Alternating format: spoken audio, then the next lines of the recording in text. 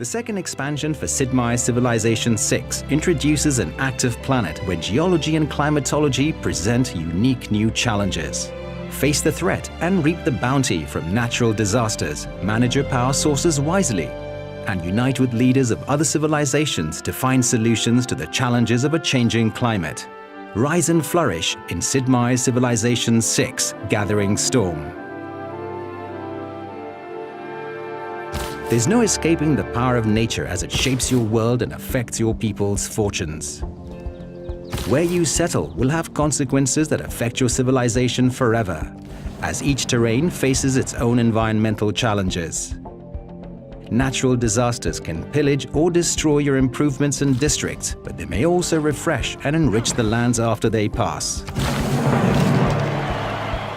Volcanoes offer high risks, but high rewards, as eruptions can devastate surrounding areas, but volcanic soil is highly fertile and valuable. Storms are unpredictable, varying in size and impact. Desert sandstorms or ocean hurricanes can wreak havoc across your civilization, but also offer a chance of improved food yield in their wake. Blizzards and tornadoes are the most destructive of the storms, though blizzards may have some nice benefits if you're playing as Russia, while grassland tornadoes cause nothing but destruction. Weather every storm to rebuild stronger and smarter.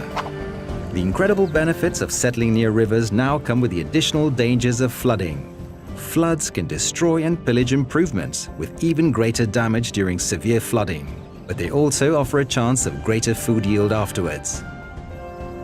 You can prevent river flooding by building a dam, or coastal flooding using new technologies like the flood barrier. The complexity of climate change is the final environmental challenge your people will face.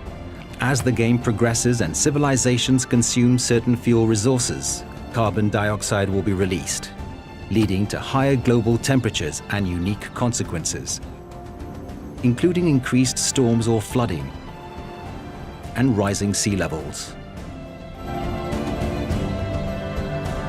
While climate can destroy your civilization, resources will build it. Strategic resources are now divided into fuel to meet the power needs of your cities and late game units, and material to make resource-dependent units. Once a city has a fuel supply, like coal or oil, and the appropriate power plant, the city automatically converts the stockpiled fuel into power. Power is especially important from the industrial era onwards. Buildings in a city needed to function at full performance, with unpowered buildings producing less than half their normal yield. Military units also require material and fuel resources for production and maintenance, with resource-deficient units becoming weaker in combat. But be aware, your management of fuel will directly affect the world's temperature and the climate consequences your people will face. Alternatively, you may build green energy sources later in the game, such as hydroelectric dams and wind farms. Nuclear power plants can also provide cities with green power, adding only light carbon emissions, but the chances of a nuclear accident will increase as the power plant ages. Depending on the severity of the accident, the surrounding area will be subject to fallout, just as if a nuclear weapon had detonated. You can protect from this by performing maintenance on the nuclear power plant as a project. The true test of facing global changes is working with other civilizations. Make your voice heard among other leaders during meetings of the World Congress and craft a path toward diplomatic victory. Earn diplomatic favor through alliances, influencing city-states, competing in world games, participating in peace accords, and more. Use your favor to help or hinder others. Extract promises from leaders, increase the weight of your votes, or propose resolutions that will affect all civilizations. All emergencies now fall under the oversight of the World Congress and must be requested and passed through a special session before they will receive aid. Now more than ever, the fate of the world will be decided by every nation. The new future era is an uncertain time with the potential for wild discoveries. In each new game, the technology and civics trees for this era are randomized, revealing different costs and prerequisite paths as the game progresses. Players will need to choose their research projects wisely to uncover these futuristic marvels. Combat adverse environmental effects with speculative ideas, such as relocating your population out to seasteads. develop advanced technologies and AI to recapture carbon emissions, and discover new items to help achieve science, culture, and domination victories.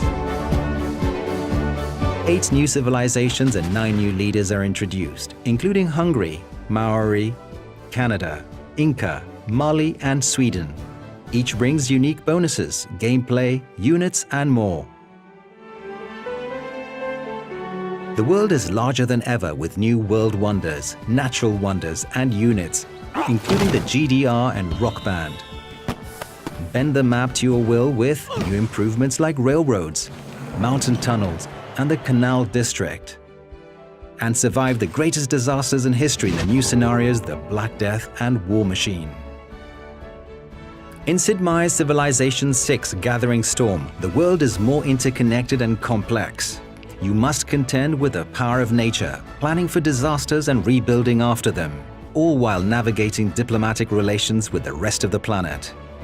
Every path will affect your environment and impact the planet's future. How will you conquer the elements? And what kind of world will you create in Sid Meier's Civilization VI Gathering Storm?